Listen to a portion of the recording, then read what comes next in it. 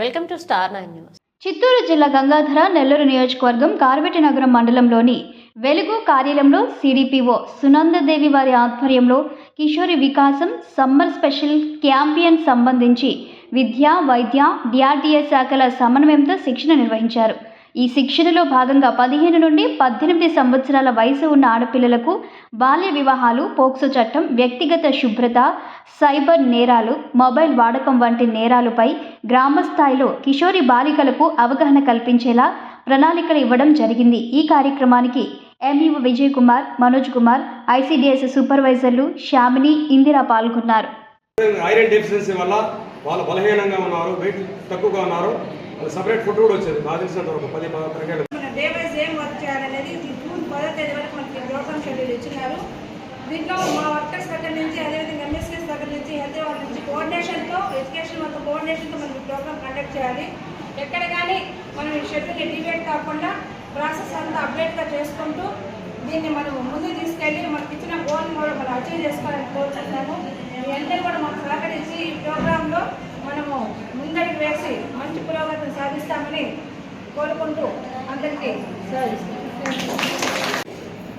ఆ మ్యాన్స్టర్ పీరియడ్లో ఆడబిడ్డకి తెలియని వాళ్ళు ఉండరు. చాలామంది కూడా పెళ్ళైపోయి కూడా ఏంది ఎట్లా ఏమని కూడా తెలియని వాళ్ళు ఉండరు.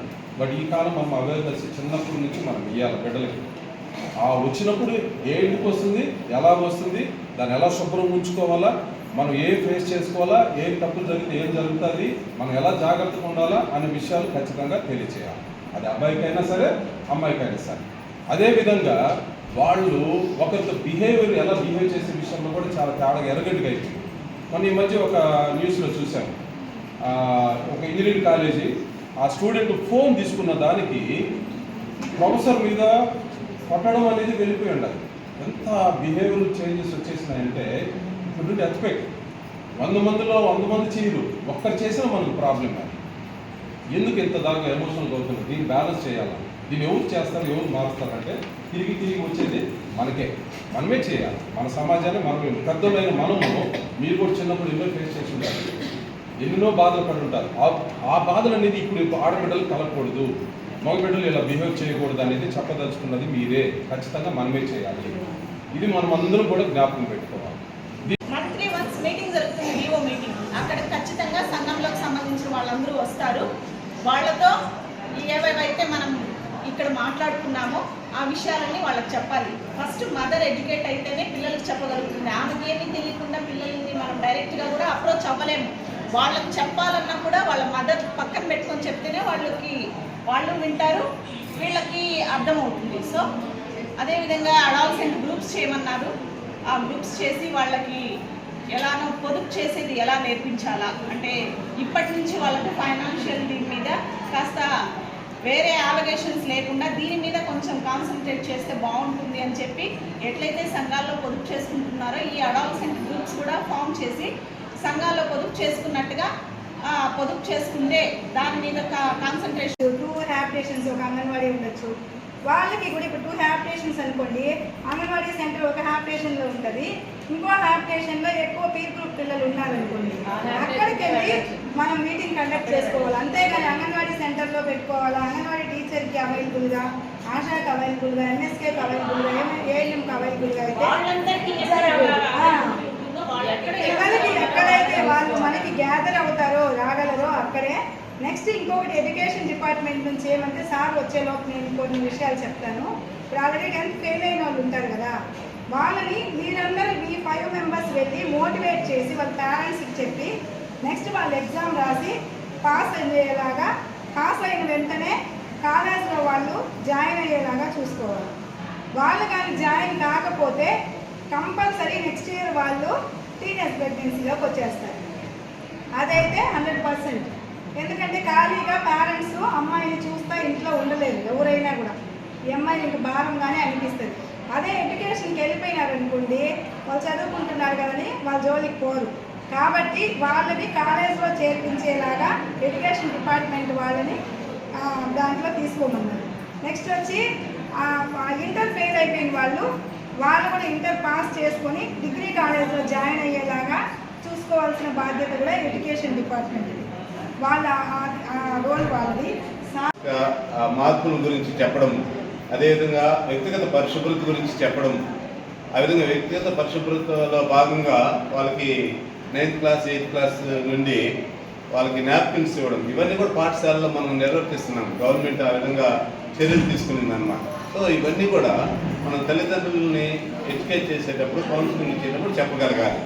అలాగే గ్రాస్ రూట్ లెవెల్లో ఉన్నటువంటి మన మహిళా సంఘ సభ్యులైతేనేమి, అలాగే మన ఎంఎస్కేఎస్ అయితేనేమి, నర్సంలు అయితేనేమి, వీళ్ళందరూ కూడా గ్రాస్ రూట్ లెవెల్లో బిడ్డల యొక్క తల్లిదండ్రులతో డైరెక్ట్ కాంటాక్ట్లో ఉంటారు కాబట్టి వాళ్ళని ఎడ్యుకేట్ చేయడానికి ఇలాంటి కార్యక్రమాలు చాలా చక్కగా ఉపయోగపడతాయి. రెండవది మూఢనమ్మకాలను కూడా మనం తీసేయాలన్నమాట. నేను కాళహస్తి దగ్గర పనిచేసేటప్పుడు మహాశివరాత్రి దగ్గరలోనే మ్యారేజ్ జరుగుతుంది. ఏది సివిల్ మ్యారేజ్ జరుగుతుందన్నమాట. ఆ సమయానికి ఏం చేస్తారంటే గ్రామాలలో అదే ముహూర్తానికి మ్యారేజ్ చేసేస్తూ ఉంటారు. బాల్య వివాహాలు వద్దు అని చెప్పినా కూడా తల్లిదండ్రులు వాళ్ళే ముందుండి ఒక ఇంట్లో కూడా మ్యారేజ్ చేసిన సందర్భాలు ఉన్నాయి.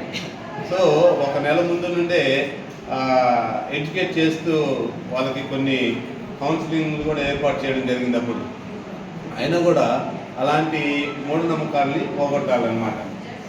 ఒకే ముహూర్తంలో ఎంతమంది మ్యారేజ్ చేసుకున్నా కూడా అంతమంది కుటుంబాలు ఒకే విధంగా ఉండవు. అవి చెప్పగలగాలి మనం. ఒకే విధంగా డెవలప్ అవ్వరు, అది చెప్పగలగాలి మనం.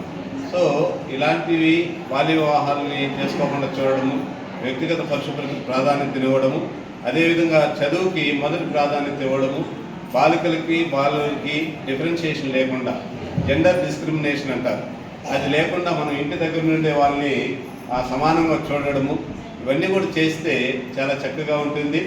ఆ బిడ్డలకి మంచి అవకాశాలను మనం కల్పించినట్టు అవుతుంది. అందుకనే బాలికలు పుట్టేటట్టు చూడండి, బాలికలు చదివేటట్టు చూడండి, బాలికల్ని కాపాడేటట్టు చూడండి అనేటటువంటి స్లోగన్ గుడిస్తూ ఉంటారు మన గర్ల్స్ హై స్కూళ్ళలో. కాబట్టి ఆడబిడ్డ అంటానే అదేదో శిరోభారంగాను మనకి ఏదో ఒక భారంగాను తయారవకుండా ఆడబిడ్డ పుట్టినా మగబిడ్డ పుట్టినా సంతోషంగా స్వీకరించేటటువంటి విధంగా తల్లిదండ్రుల్ని మనము కౌన్సిలింగ్ చేయాలి. వాళ్ళు మ్యారేజ్ అయిన తర్వాత ప్రెగ్నెంట్గా ఉండేటప్పుడే వాళ్ళకి మనం కౌన్సిలింగ్ ఇస్తే అప్పుడు వాళ్ళు నిజంగానే అవును నాకు ఏ బిడ్డ అయినా మంచిదే, మగబిడ్డ అయినా ఆడబిడ్డ అయినా సమానంగానే స్వీకరించే మనస్తత్వం మనందరిలో రావాలి. ఆ విధంగా వచ్చినప్పుడు ఈ డిస్క్రిమినేషన్, జెండర్ డిస్క్రిమినేషన్కి తావు లేకుండా ఉంటుంది సమాజంలో. ఆ విధంగా తావు లేకుండా ఉన్నప్పుడు ఇద్దరు బిడ్డలు సమానంగా చూసుకుంటాము, ఇద్దరు బిడ్డలు ఎదుగుతారు, ఇద్దరు బిడ్డలు సమాన అవకాశాలు పొందుతారు, ఇద్దరు బిడ్డలు అభివృద్ధి చెందుతారు. ఆ విధంగా అభివృద్ధి చెందాలి అంటే మనం కూడా నడుము కట్టి వాళ్ళకి ఇవన్నీ కూడా చెప్పగలగాలి. ఆ విధంగా చెప్పినప్పుడు మంచి సమాజం ఏర్పడుతుంది. ఆడామగా తేడా లేనటువంటి సమాజం, ఒకరు ఎక్కువ ఒకరు తక్కువ లేని సమాజం, అన్నదమ్ములు ఒకే ఇంట్లో పుట్టిన బిడ్డలను కూడా హెచ్చు తగ్గులుగా చూడనటువంటి సమాజం. ఆ విధంగా ఏర్పడినప్పుడు ఆడబిడ్డలకు కూడా వారిపైన వారికి నమ్మకం ఉంటుంది, చక్కగా ఎదుగుతారు. ఒక మంచి గృహిణిగా, మంచి వ్యాపారవేత్తగా, మంచి ఉద్యోగస్తురాలుగా ఆమె ఎదుగుతుంది. అందిన అవకాశాన్ని అందిపుచ్చుకుంటుంది.